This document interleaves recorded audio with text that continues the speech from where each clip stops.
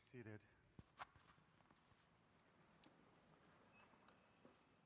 But many who are first will be last, and the last will be first.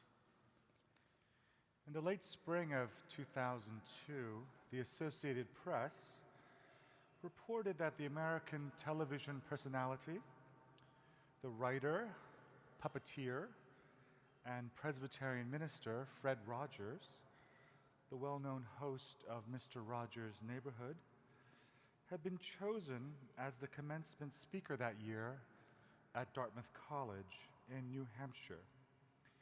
He was to receive an honorary doctorate in humane letters at the ceremony. Fred Rogers had spent a couple years at Dartmouth back in the late 1940s. He was now 74 years old, returning to his alma mater. He would die within 8 months of this graduation. But rather than returning as a conquering hero, he was confronted with protests that greeted the announcement of his selection as a commencement speaker. Students thought he wasn't quite prestigious enough. A writer for the college paper called him eerie and creepy and suggested that he was hiding something dark. A history major told the AP, "It's like Barney the dinosaur speaking at our graduation. We're 22 years old and we're being lectured to by a guy who plays with puppets for a living." A philosophy major said, "I had hoped for someone more awe-evoking, some secretary of the UN, or maybe Giuliani, or a human rights leader." Now, from a certain perspective, a unique one, let's call it the perspective of a hyper-ambitious, self-important, and entitled, graduating senior of an Ivy League college, perhaps we can understand this criticism a little bit, past graduation speakers at Dartmouth up to that point had included Bill Clinton, Madeleine Albright, and the class of 2002 had Mr. Rogers. Now, as a recovering, hyper-ambitious, self-important, and entitled graduating senior of an Ivy League college myself, I will confess to my deep shame that at 22, I probably might have been out there protesting Mr. Rogers too, if he had been chosen as our graduation speaker. In fact, I was actually upset at our graduation speaker my year. It was some famous journalist, but it was a journalist. And the following year had the current president of the United States. I mean, come on. And although I'd like to think I've changed for the better, the truth is probably more mixed. And maybe you too struggle with the same question.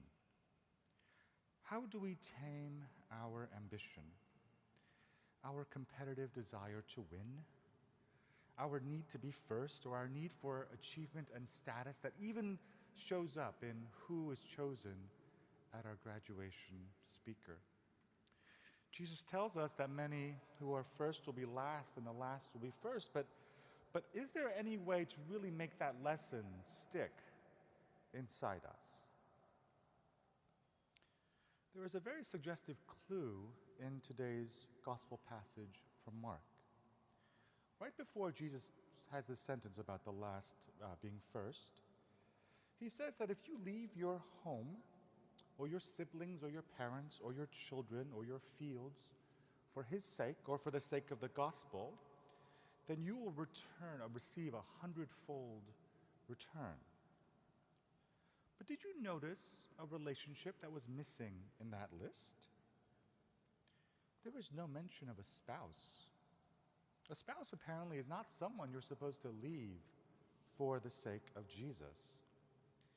And I think the reason for this is because in the list that Jesus gives, all those relationships, parents, children, our siblings, they're relationships that we don't choose, but we do choose our spouse. And in last week's reading, if you remember, there are verses that come right before this verse, Jesus actually forbids divorce. The disciples say, when is it okay to divorce? And he says, actually, never.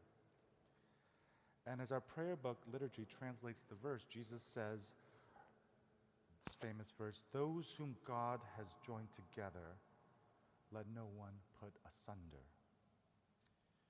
And the reason that Jesus emphasizes the permanence of marriage is because marriage symbolizes the love that Jesus has for his church. In both relationships between spouses and between Jesus and us, his church, we can be free from any performance anxiety. When a couple makes the marriage vow and they promise to each other for better, for worse, for richer, for poorer, in sickness and in health, until parted by death, they are telling one another that no longer do they have to deserve each other's love. No more, not now. They will just give it. And in that same way, Jesus' love for you and for me, for all of us, is not conditional. We don't have to do anything to deserve it. Because in both cases, love is no longer a feeling. It is a decision.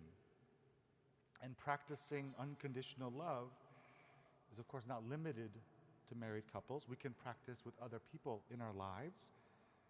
And when we practice this commitment to unconditional love, we practice putting the needs of others ahead of our own. And so here we come to the answer to the question, how can we tame our ambition, our desire, our need to be first? We can tame that ambition by loving someone else so much, unconditionally, that we direct our ambition to them and to their success. We make ourselves last so that they might be first. Here's what I mean. So when Fred Rogers ended up at Dartmouth in 2002 to give his graduation speech, he told a story from the Seattle Special Olympics. So for the 100-yard dash, there were 9 contestants, all of them, as he said, so-called mentally or physically disabled. And all of them were assembled at the starting line, and then the gun went off, and then they took off. But not long afterward, one little boy stumbled and fell, and he hurt his knee. And then he began to cry. And the other 8 children heard him crying. And so they slowed down, turned around, and ran back to him. All 8 of them ran back to him. And one little girl with Down syndrome actually bent down and kissed the boy and said, "This will make it feel better." And then the little boy got up, and he and the rest of the runners linked their arms together, and they joyfully walked to the finish line. They all finished the race at the same time. And then when they did, everyone in that stadium, they stood up and clapped and whistled and cheered for a very long time. And the people who were there, Mr. Rogers said, are still telling the story to this day with great delight, and you know why. And for my final words of the sermon, I'll leave it to Mr. Rogers. You know why. Because he said deep down, we know that what matters in this life is more than winning for ourselves. What really matters is helping others to win, even if it means slowing down and changing our course now and then.